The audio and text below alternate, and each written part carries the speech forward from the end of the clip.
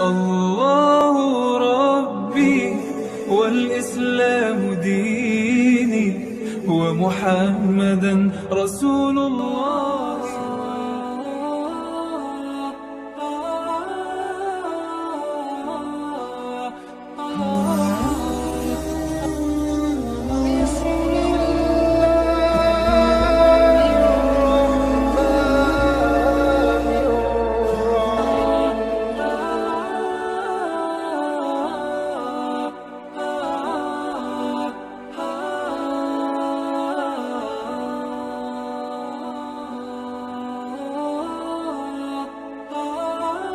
Segala puji hanya bagi Allah Tuhan pencipta alam semesta.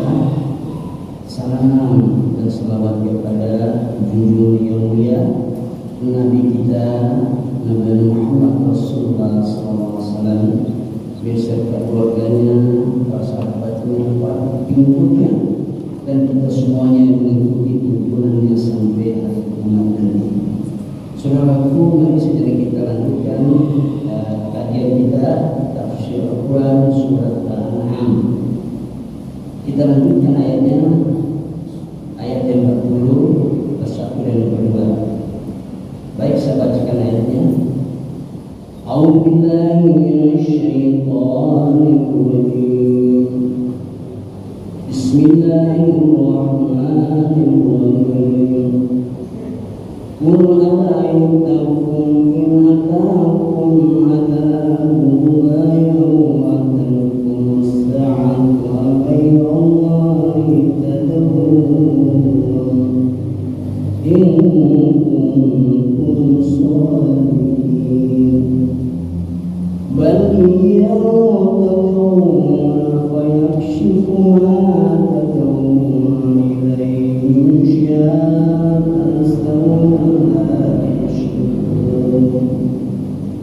ولقد أرسلنا إلى أمم من قبلك فأخذناهم بالبأساء والضراء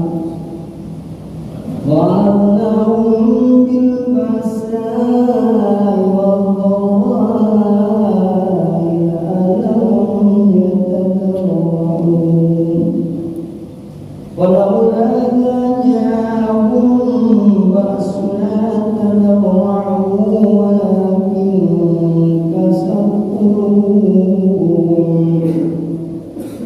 ولكن كست قلوبهم وزين لهم الشيطان ما كانوا يعملون. صدق الله العظيم. Baik saudaraku, kita terjemahkan dan tafsirkan ayat ini. Qul ara'aytakum in ataakum adzabullah. Qul, katakanlah Muhammad, ara'aytakum in ataakum adzabullah. Kalian beritakan kepada aku, jika datang kepada kamu azab Allah Subhanahu wa taala, watakum sa' atau datang kepada kamu hari kiamat secara tiba-tiba, agar mata dewa, apa kalian memuaskan dari Allah Subhanahu wa taala dengan pertolongan maksudnya? In kuntum shadiqin, jika kamu orang-orang benar. Surah ini turun Mekah.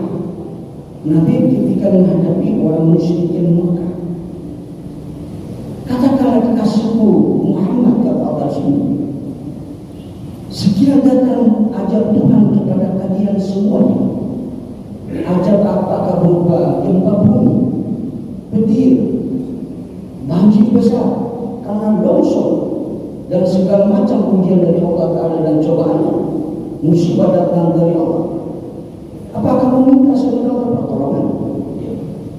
Kalau Allah datang kepada kalian, apakah mungkin patung-patung kalian semua yang ke sanjung-sanjung siang dan malam, pagi dan petang bisa menolong kalian?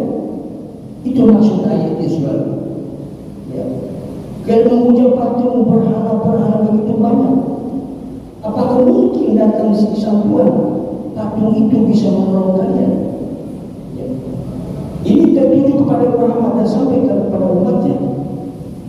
Atau ke Musa, atau datang hari kiamat secara tiba-tiba. Ada yang meminta mohon perlindungan dari Allah? Tentu tidak mungkin, saudara. Tidak mungkin.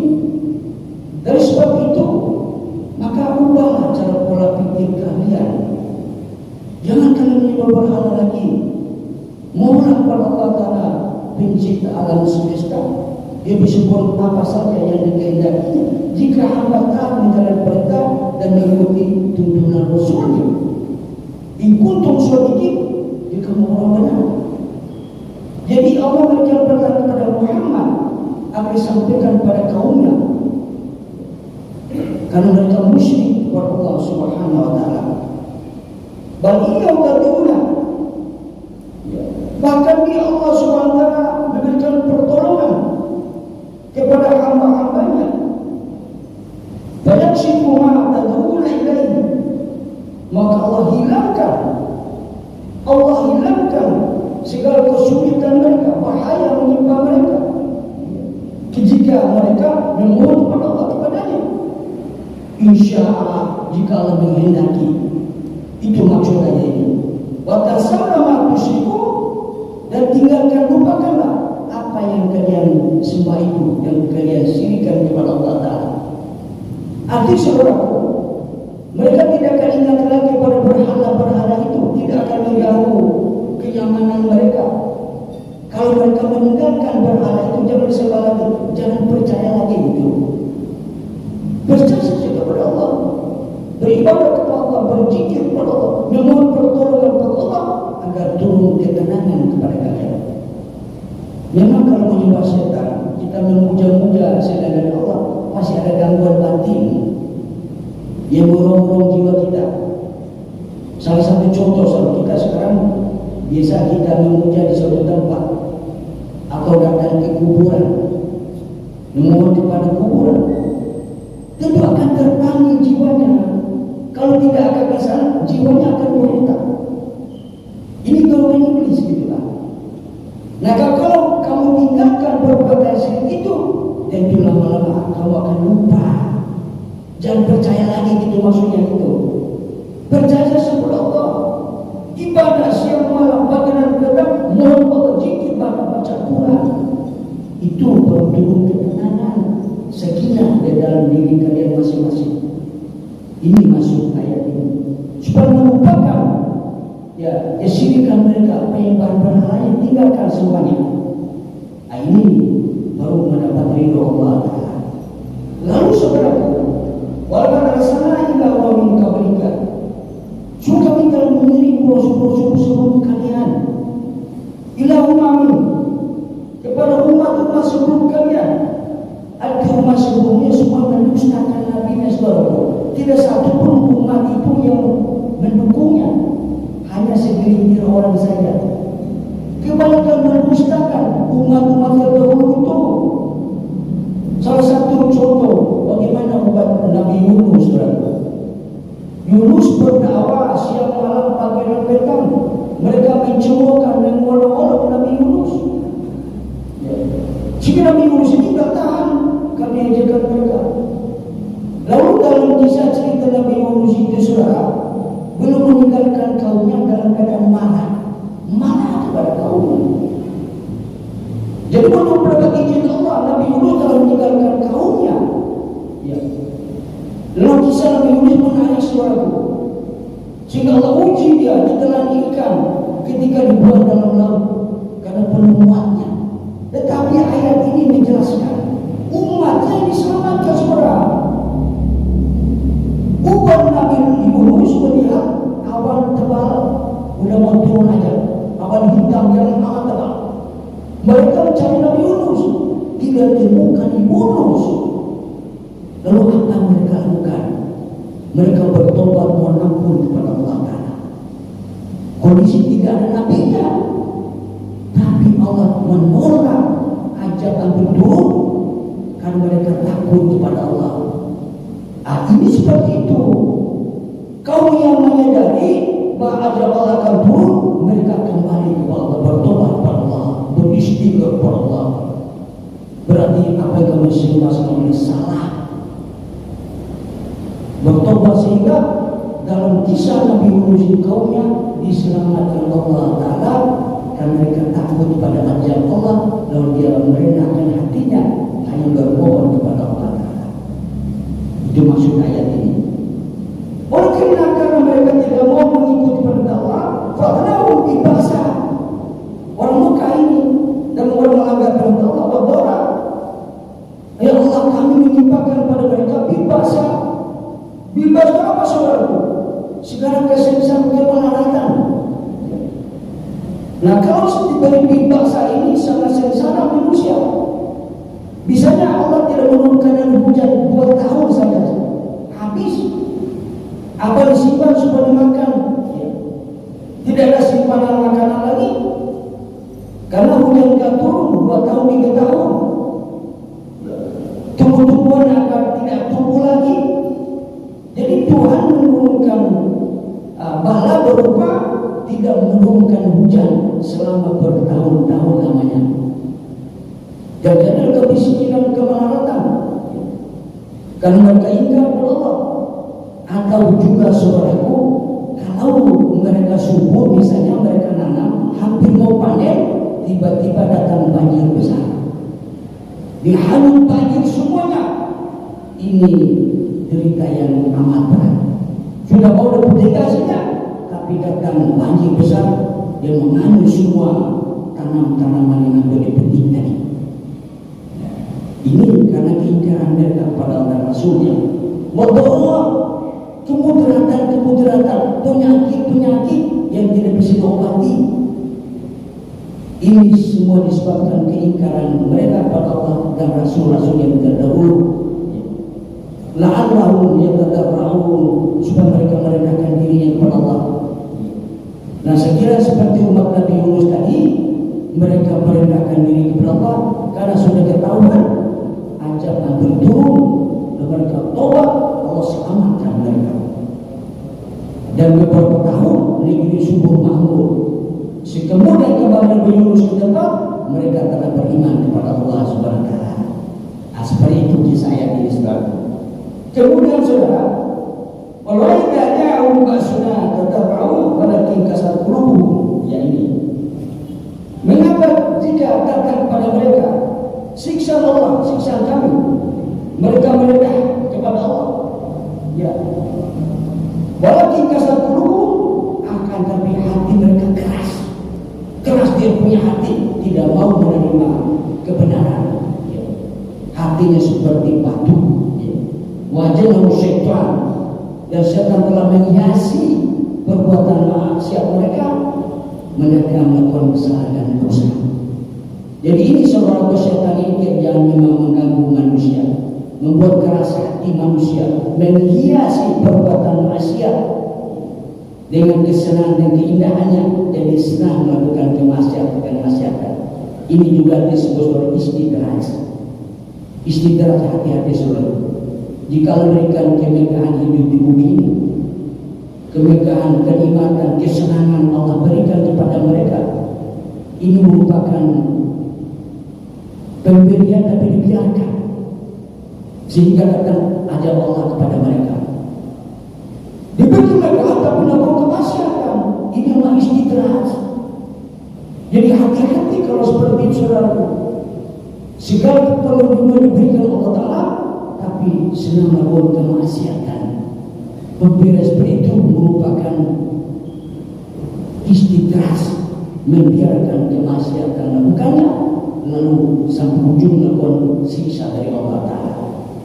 Nah, ini hati-hati saudaraku, apabila diberi kemegahan di bumi ini, sementara melakukan kemaksiatan seterusnya tidak bertobat, maka pemberi itu merupakan hukuman dari Allah sehingga mendapat azab dari Allah Subhanahu wa Ta'ala. Disebut istidraj. Ini paling melakukan seperti ini zaman sekarang ini.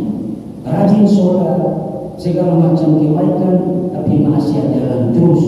Maka hati-hati kalau diberi seperti itu. Yang terbaik boleh juga kita menerima nikmat dari Allah, Tapi begitu kita terima, kita langsung berikan kepada yang berhak menerimanya, dan kita konsisten ibadah kepada Allah Ta'ala. Itu bagus. Artinya syukuri nikmat Allah Subhanahu Wa Ta'ala. Jangan sampai istidras. Diberi kemudahan tapi tidak mau, bahkan melakukan kemaksiatan. Nah, ini ujungnya adalah adab dari Allah Ta'ala. Terakhir surah ayat ini, falamma nasu ma dzukiru bihi fatahna 'alaihim abwaaba kulli syai'. Maka ketika mereka melupakan apa yang mereka ingatkan kepadanya, fatahna 'alaihim abwaaba kulli syai', maka membukakan kepada mereka pintu-pintu dari segala sesuatu. Artinya pintu rezeki dibuka lebar oleh Allah Ta'ala. Kemudahan-kemudahan yang didapat di dunia ini, usaha apa jadi, tapi mereka merupakan pemberian yang berbahaya. Hatta idza faruma utu wa'adnahu bakatan idahum bisul. Dan ketika mereka itu menerima kemegahan tadi, mereka bergembira ria dengan kemegahan diberikan tadi. Lalu mereka ahadnahu, ketika sedang bergembira itu mereka mendapat adab sedang tiba-tiba, sehingga mereka kecewa terhadap hukuman Allah Subhanahu Wa Ta'ala tadi.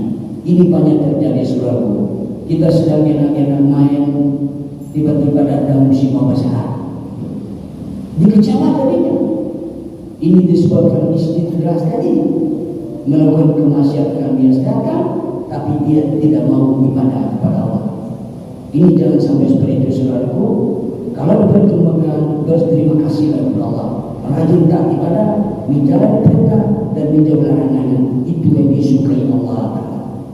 Sebaliknya tadi, kalau sedang diberi kemewahan, apa aja sukses gitu Pak, dunianya, pangkat jabatan semua sukses, tapi rajin maksiat, menghalalkan segala cara, maka tiba-tiba datang ajal Allah, maka mati mereka secara berkelimpangan, sehingga kecewa ujungnya. Ini kita takutkan hidup ini, saudara. Sebab semua sesuatu ada perintah Allah. Allah melihat perbuatan manusia, ada balasannya masing-masing. Karena itu siang malam, pagi dan petang, kita doa kepada Allah, jangan sampai menerima nasib buruk dalam hidup ini. Salah satu contoh juga kejadian di Jawa Timur ini juga bisa jadi, walau alam bisawab, ini juga ujian yang berat. Tiba-tiba mereka mati berkelimpangan. Satu saat, satu waktu, ketika itu mereka meninggal secara tiba-tiba. Nah, ini kita mohon Pak Allah supaya menjadi nasib yang baik, jangan sampai akhir nasib yang buruk. Nah, ini kita berdoa kepada Allah. Makanya sholat ini yang mencegah kita dari bala bencana yang datang secara tiba-tiba. Dan ini saja saudaraku yang dapat sampaikan, dan mari kita doa kepada Allah. Semoga Allah selamatkan kita dunia dan akhirat. Allah selamatkan keluarga kita dari bencana musibah yang datang secara tiba-tiba. Kita ingin berakhir dengan husnul khatimah, meninggal mendapati Allah dengan ketenangan, dan keluarga kita bisa berkumpul semuanya, mengantarkan jenazah kita di alam kubur yang terakhir. Kalau ini kita lakukan, insya Allah di dalam kubur mendapat nikmat yang sangat luar biasa. Ini saja dapat sampaikan, semoga ada manfaatnya. Kurang lebih mohon maaf. Billahi taufiq wal hidayah. Wassalamualaikum warahmatullahi wabarakatuh.